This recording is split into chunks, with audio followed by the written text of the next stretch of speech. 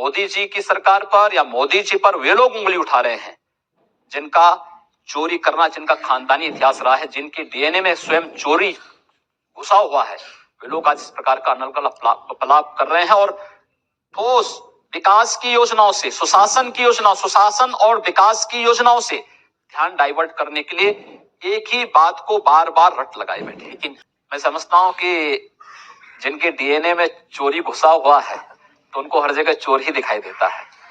मुझे लगता है हम लोगों ने डेवलपमेंट किया है, अमेठी को एक नई पहचान दिलाने का प्रयास किया है और अमेठी ही नहीं, उत्तर प्रदेश के सभी 75 जनपदों में विकास की योजनाओं को तीव्र गति से आगे बढ़ाने का कार्य किया है।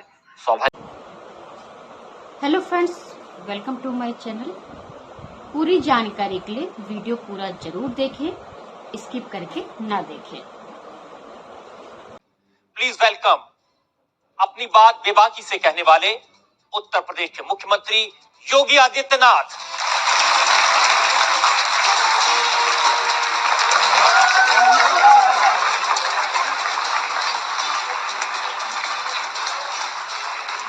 और योगी आदित्यनाथ पर आज मुकदमे में हमारे जज हैं टाइम्स ऑफ इंडिया के संपादक दिवाकर।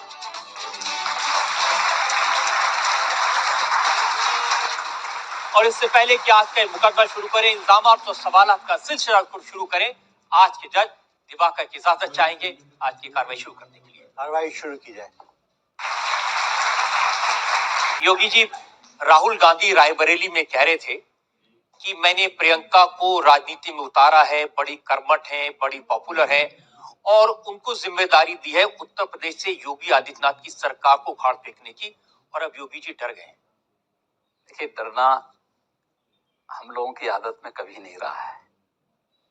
उत्तर प्रदेश ने 2014 लोकसभा का चुनाव, 2017 में विधानसभा का चुनाव देखा है। 2017 में 2 लड़के आए थे उत्तर प्रदेश में, दोनों बुरी तरह परास्त हुए थे। इस बार बुआ और बबुआ एक और हैं, भाई बहन भी एक गठबंधन बना करके आ रहे हैं। परिणाम पुनः भारतीय जनता पार्टी के पक्ष में 2014 और 2017 से बेहतर होगा। यह सचमुच कांग्रेस का भय है कि जो वह एक शांत माहौल को अनावश्यक रूप से एक होबा तैयार कर रहा है। हम लोग कहीं भयभीत नहीं हैं, लेकिन कांग्रेस ने एक बार फिर साबित कर दिया है कि परिवार ही उनके लिए पार्टी है। परिवार के बाहर उनकी दृष्टि नहीं जा सकती है। हम लोग हर प्रकार से तैयार हैं। भारतीय जनता पार्टी 2014 और 2017 के अनुरूप उत्तर प्रदेश के अंदर प्रदर्शन करेगी। लेकिन योगी जी, कांग्रेस के जो कार्यकर्ताओं में बहुत जोश है, वो तो ऐसा कह रहे हैं कि जैसे अब कांग्रेस 80 में से 50 सीटें जीत लेगी उत्तर प्रदेश में। प्रियंका आ गई, अब तो कमाल हो जाएगा। हाँ, ऐसे ही होता है। जब कहते हैं ना कि चींटी के जब पर आते हैं तो वह 80 में से 85 सीट ही जीतती है। तो कांग्रेस यही करने जा रही है। और खतरा गोरखपुर पर भी बता रहे हैं कि कपिल सिब्बल ने कहा कि गोरखपुर को योगी से मुक्त कर देंगे। देखिए, गोरखपुर और योगी एक दूसरे के पर्याय हैं। मैं तो चाहूंगा कि राहुल गांधी स्वयं गोरखपुर से आए। तो प्रियंका को नहीं पसंद करेंगे आप गोरखपुर में? नहीं, कोई भी आए, उनमें से कोई भी आ सकता है।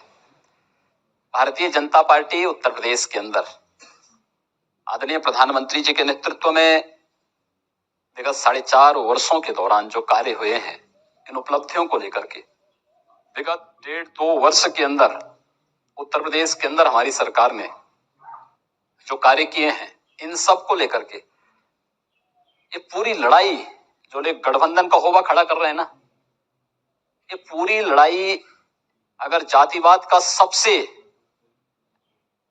खराब प्रदर्शन भी होगा तो भी लड़ाई 70 और 30 की होने जा रही है, जिसमें 70% वोटर बीजेपी के पक्ष में होंगे और 30% वोटर गठबंधन के पक्ष में होंगे। इस लड़ाई को वहीं लेकर के हम लोग जाएंगे। ये लड़ाई वहीं जा रही है।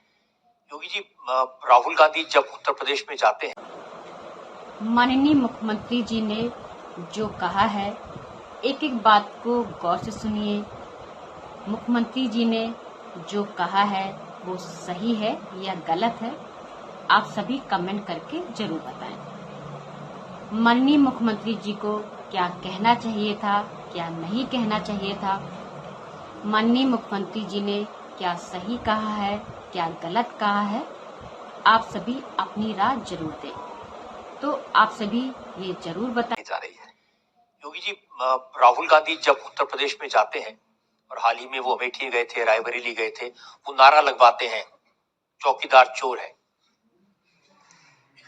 देखिए, जाकी रही भावना जैसी, प्रभु मुहूर्त देखी दिन तैसी। जिन्होंने चोरी किया है,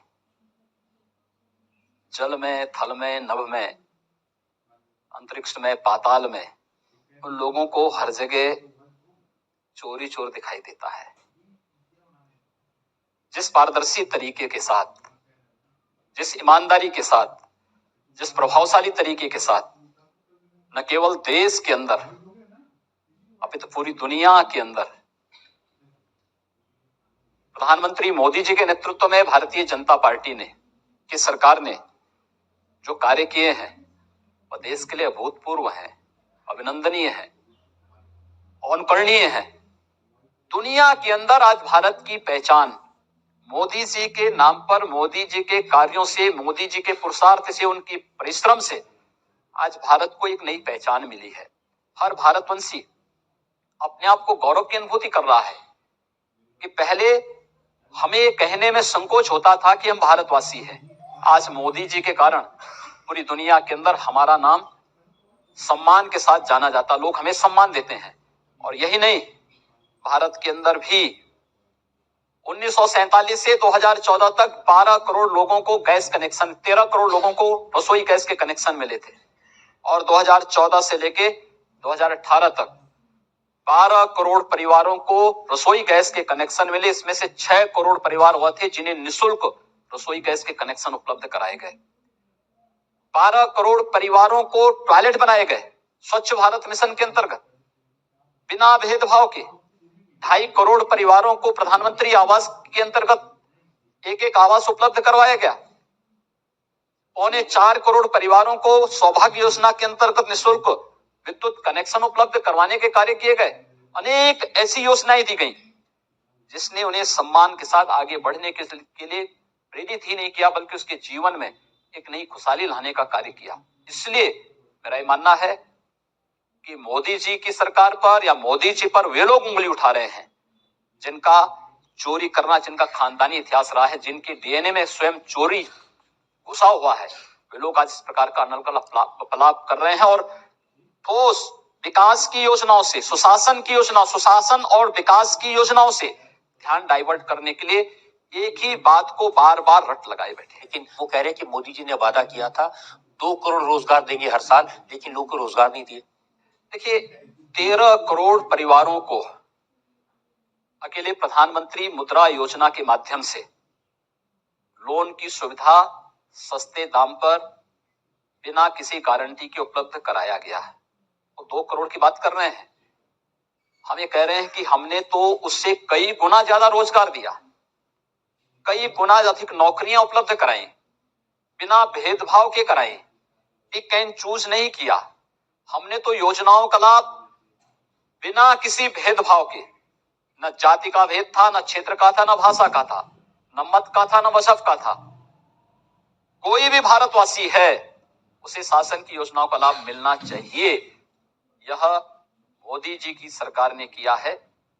और मुझे लगता है राहुल गांधी को वास्तविकता की जानकारी नहीं, विकास उनके एजेंडे का हिस्सा होता तो 4-4 पीढ़ी से अमेठी में नेतृत्व करने के बावजूद जिला मुख्यालय ये लोग नहीं बना पाए, वहां की बाढ़ की समस्या का समाधान नहीं कर पाए, वहां पर जिन उद्योगों के लिए भूमि अधिग्रहित की गई थी, उद्योगों की उस भूमि को जबरन राजीव गांधी फाउंडेशन के नाम पर उस भूमि को करवा कर उस जमीन को हड़पने का प्रयास इन्होंने जरूर किया। वो तो अभी अमेठी के लोग उससे कह रहे थे कि मोदी जी ने, योगी जी ने मिलकर आपका फूड पार्क छीन लिया, आपका नेशनल हाईवे छीन लिया, आपकी रेलवे लाइन चोरी कर ली योगी जी ने। देखिए, मैं समझता हूं कि जिनके डीएनए में चोरी घुसा हुआ है तो उनको हर जगह चोर ही दिखाई देता है। मुझे लगता है हम लोगों ने डेवलपमेंट किया है, अमेठी को एक नई पहचान दिलाने का प्रयास किया, चोर ही दिखाई देता है। मुझे लगता है हम लोगों ने डेवलपमेंट किया है, अमेठी को एक नई पहचान दिलाने का प्रयास किया है और अमेठी ही नहीं उत्तर प्रदेश के सभी 75 जनपदों में विकास की योजनाओं को तीव्र गति से आगे बढ़ाने का कार्य किया है।